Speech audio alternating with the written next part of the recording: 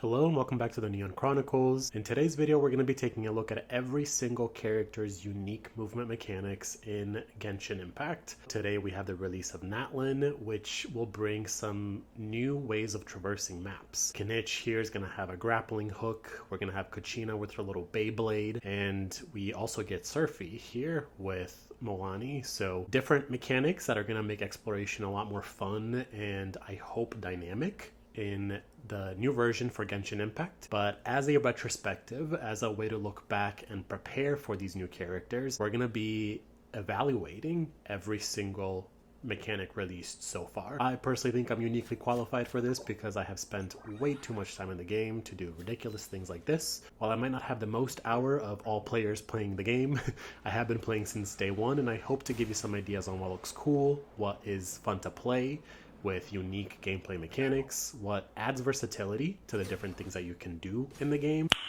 Nice. And what is good for combat. Which of these abilities enhance your combat mechanics while also adding that extra layer of enhanced exploration. And for the sake of time, we're not going to include different open world mechanics like the anti-gravity here from the boss, the little what are those called? The little grapples. We're also not going to consider really small ambient idle movement mechanics in combat abilities. We're not going to be taking a look at the currents from the underwater gameplay in Fontaine. We're also not going to be taking a look at the dolphin jumps other than Nouvelette because he does increase movement speed.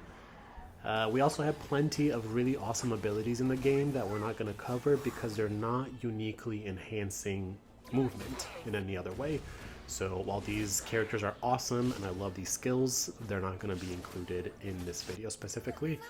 And we're also not going to include things like Dea's ability where she does draw in to the next enemy. There's like a bit of a magnetism to her skills. We're also not going to take a look at the screwdrivers because...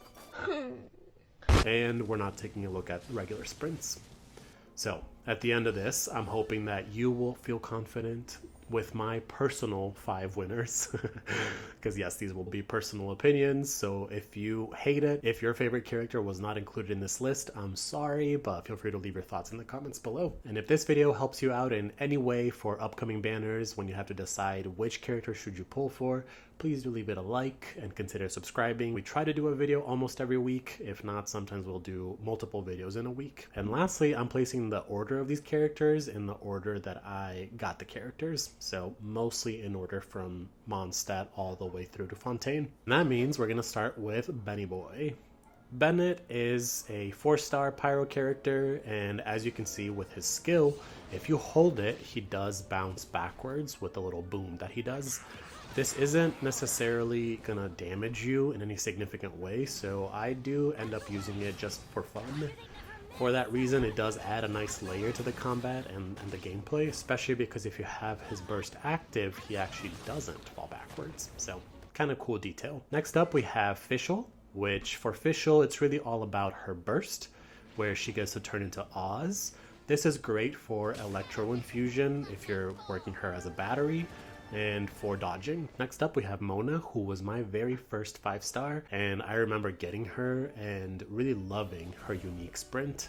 She also has this retreat ability where she can move backwards and put her taunt up into the field, but also her sprint, obviously designated by your stamina bar, will take you pretty far and also helps quite a bit with elemental infusion. All of the characters that have these unique sprints are determined by their stamina bar, so keep that in mind. She can be great in the combination of these abilities with the taunt, the dodging around, and the Hydro Infusion. Our next character is Venti, who I think is one of my least favorite 5-stars and definitely my least favorite Archon.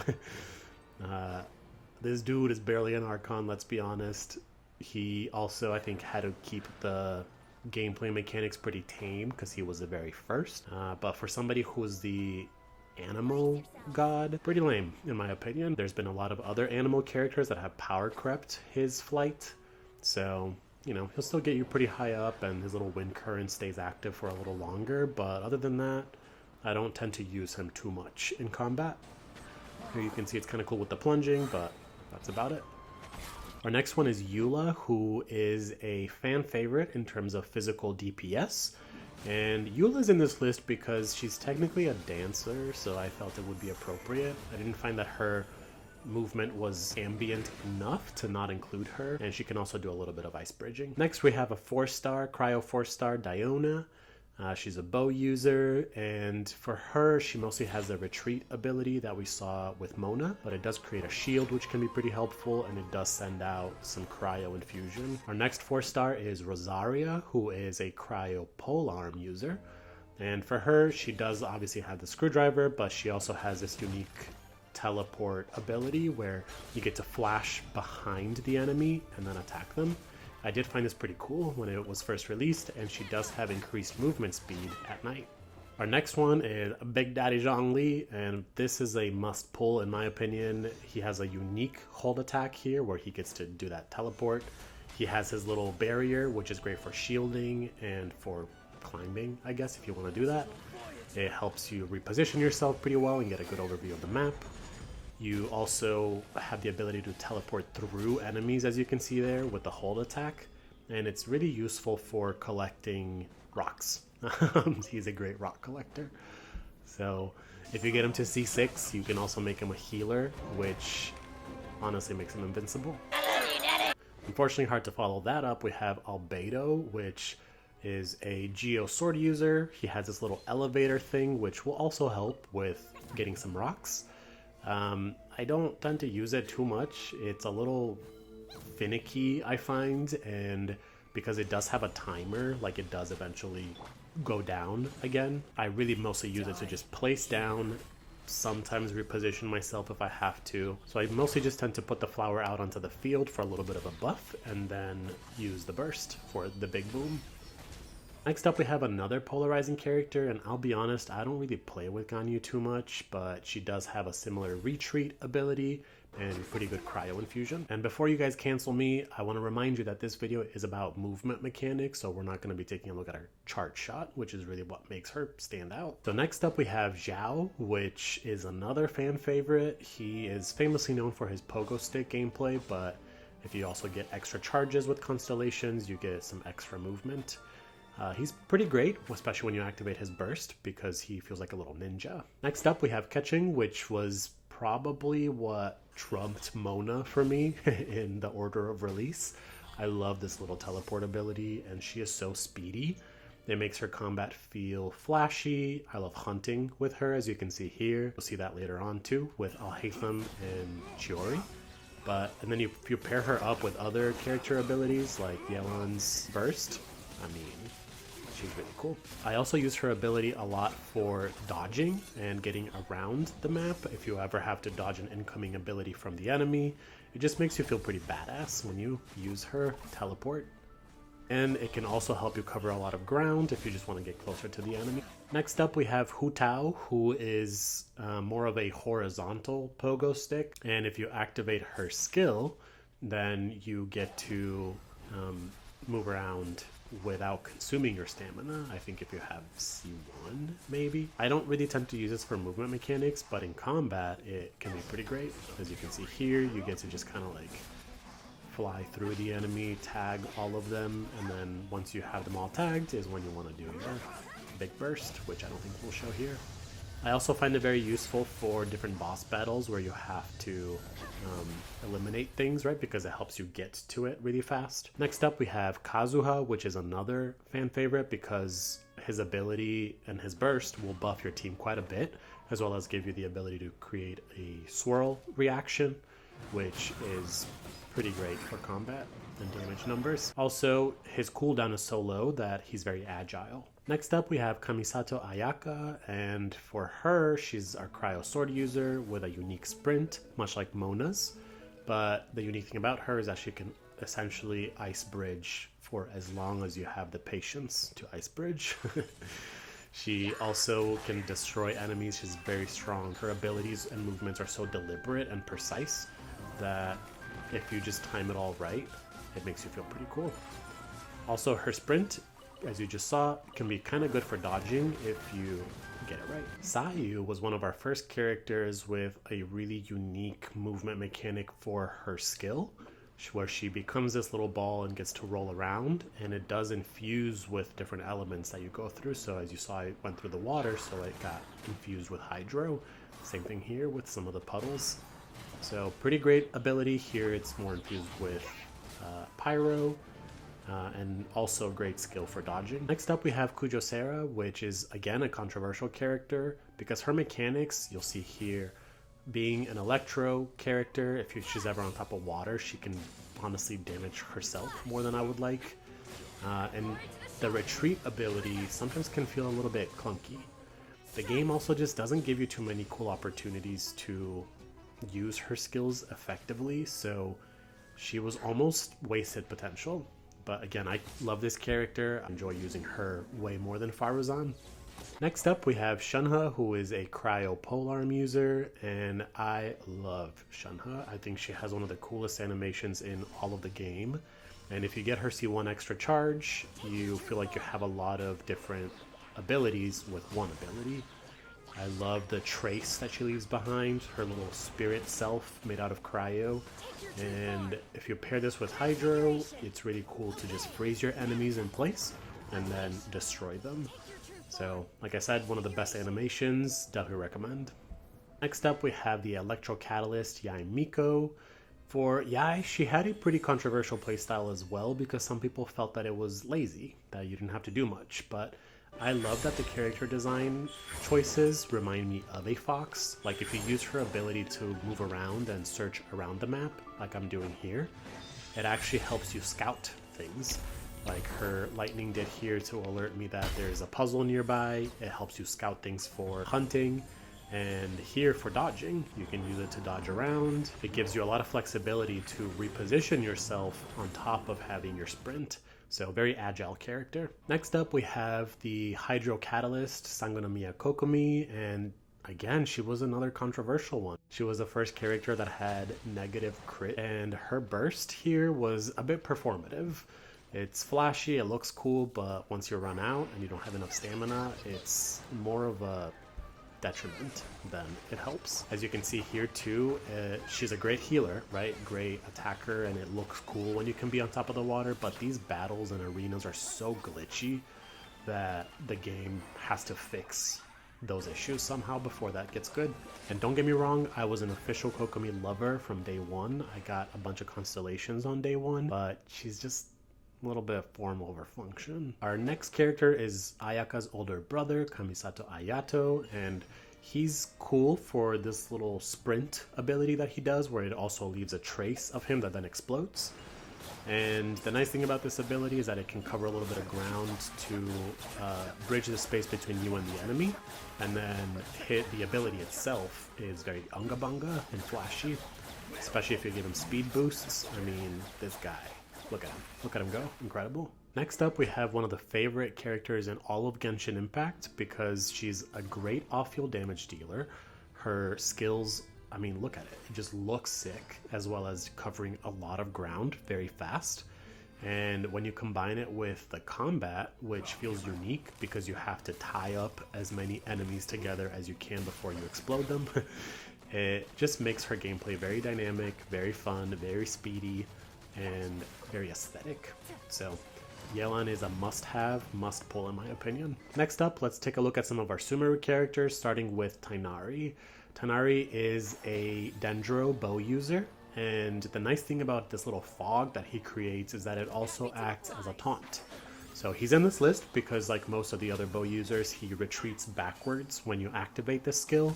And the nice thing about it is that it gives you a boost in terms of giving you those extra arrows that you shoot at the enemy, but it also lets you like stealthily stalk the enemy, which just matches very well with his character lore, character design, and gameplay style. So very beautiful skill, beautiful greens that they used here, and both form and function. Next up we have Nilou, and much like Eula, we have her in this list because she's a dancer, so I felt it was appropriate to include her in terms of movement mechanics. When she does her abilities and her skills, you can see it covers quite a bit of ground. And the nice thing about her skill is that you can play her in two different ways, more as a ranged character or as a off-field Hydro Infuser. where you activate this hydro field around you, and that lingers across characters. Here you have the other example where she's sending those water projectiles, the water waves, and really love this ability and how much ground she can cover despite being a close combat sword user. She was also one of the first characters to be built exclusively for bloom reactions, so pair her with Dendro and she's magical. Next up we have Wanderer, who is one of the first characters that could actually fly, and I mean like legit fly. The cool thing about him is that you can regularly fly using this little blue stamina bar, and it doesn't consume your regular stamina. You either can fly at regular speed, which you can fly for a greater distance, or you can sprint like that for a shorter distance. You can also go upwards, which gave you a lot of vertical movement. So he's a great character for exploration, really fun when you use him in the desert here, especially with the little sand snakes. If you dodge at the proper times with his little bell going off, there's a little bit of an auditory component to his gameplay. And as you can see here, he becomes pretty untouchable when he's hovering over the enemy attacks. That being said, he can be a little bit flimsy when he's flying, you know, instant KO. And so you have to get pretty good at dodging. You can mix him with other characters to really get a boost with like Electro. Works really well if you use him with Layla. So he can be really fun when you use him, especially for aerial gameplay like this against the Drake, which is his boss. I think this might have been one of the event ones though, where it's extra powerful. But really fun character, and I'll be honest, I don't think any of the other animal characters so far have been able to beat his level of flight. Next up we have Alhaitham, who everybody called Dendro Catching when he first released. And I mean, that's for good reason. He has a very similar combat ability, but way longer cooldown. And it's more about counting how many feathers you have to be able to stack your combat and get those extra flashy swords that animate in. So he can be pretty cool. Our next character was much anticipated. We had Sino, who was featured in the original gameplay, and he has a regular screwdriver but also has this flash forward dash. Combine that with his burst and he has some really flashy little gameplay mechanics. Next character is Lynette, who has a very similar ability to Yelan in terms of her movement. Especially when you activate the skill, it goes into this like ghost mode. But the unique thing about her is that she then just does one spear that she latches onto an enemy. You can use it for dodging, which can be really fun. As you can see here, it latches onto the Ruin Guard and does a little bit of damage. We complete the duo with Linny, or Liney, I always forget to be honest. Cool thing about him is that with his burst, he goes into hat mode over here, where you then also get to jump up at the end. So if you time it right, you can use it as a dodging mechanic, but primarily it just gives you a little bit of movement, some pyro infusion, and then the big boom at the end. Next character is the Hydro Dragon himself. We have Nouvelette. And for his movement mechanics, it's more about being on a little pedestal, and you at the end of the charge send the big beam of water. He's also the one that we'd said we'd feature the dolphin jump, because he does have some faster swimming because of his passive abilities. So yeah, he's our otter king. He definitely knows how to clear some mobs. You can clear a lot of domains very fast with this ability, especially after his burst, because then you pick up the orbs and it charges up your beam way faster. You can get about 4 of these bursts in a row if you do your skill first, then burst, then skill at the end. Also will destroy bosses. There's honestly no enemy that is too much for him, because if you have him built up, he will destroy everything in the game. It's lore accurate, I think it's only fair. And I will say he works especially well for timed content, because his beam shoots through the enemy, which makes you clear floors, clear challenges way faster. And the nice thing about being on this little altar is that you can still move around. It's especially helpful here with Raiden, and great for hunting. And while we're in Husbando territory, let's talk about Wriothesley, who was the first cryo catalyst user. And he has this little charge forward ability, which is a lot more useful when you have enemies around. It is very useful for combat, especially if you have some hydro infusion where you can freeze your enemies while you're destroying them. So I have a lot of fun with Wriothesley. I like that he's a melee character, but you have some different combos. The fact that you got to keep an eye on your health bar because it consumes your health, but then you also do the upward swing to do more damage. His gameplay is very active and feels pretty flashy. He's also the king of ice bridging. He will make that super easy for you. So when you mix it all together, he's great for latching onto the enemies. And then with his combos, he keeps advancing forward, which is awesome. Kirara, I think, was the first real, I want to call it like a meme character, where it's more about the playfulness of it than it is, I think, about the combat. I think this is them owning up to saying, you know, this game is not about combat, it's about role-playing and pretending to be these characters inside of a game. And Kirara is definitely one of those characters while giving you some utilitarian abilities, like being able to scale up these walls. The stylization of her character design was an interesting choice, I thought. I think it's more of a technical, you know, makes it easy for them to animate and execute.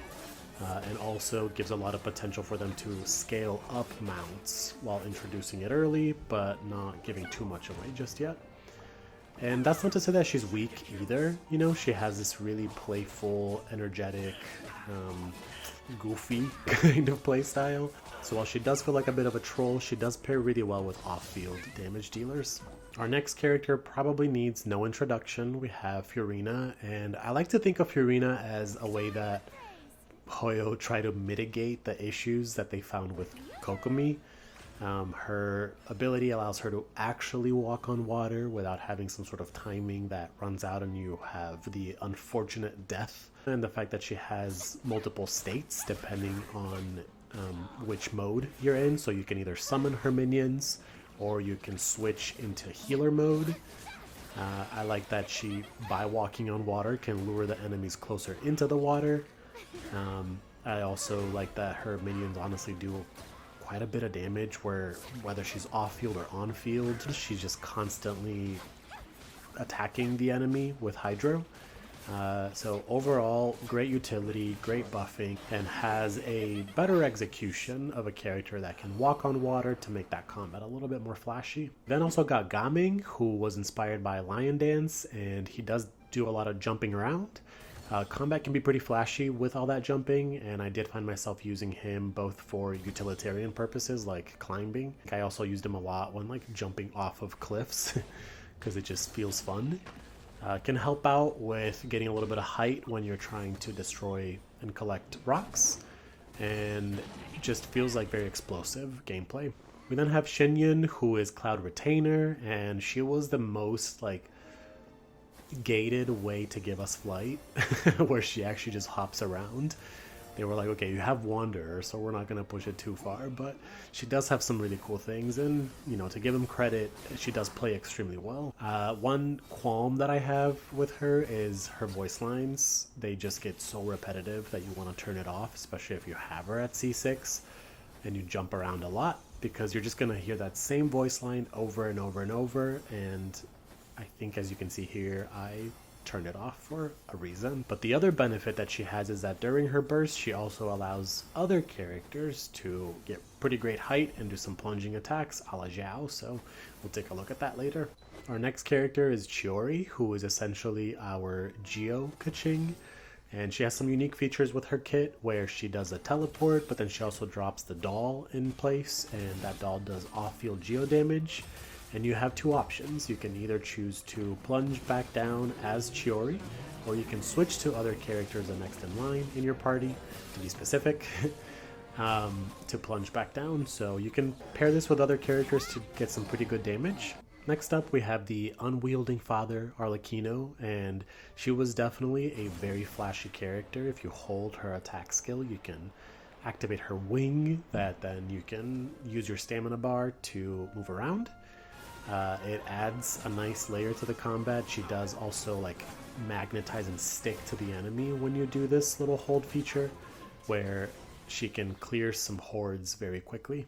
Next one is Clorinde, who was the bodyguard for Neuvillette, and she definitely lived up to her expectations. For her ability, she can flash forward and use her pistols. Here, as you can see, I'm just flashing forward and not using her pistols, but that's the unique layer to her combat, that you can choose to mix and match these two.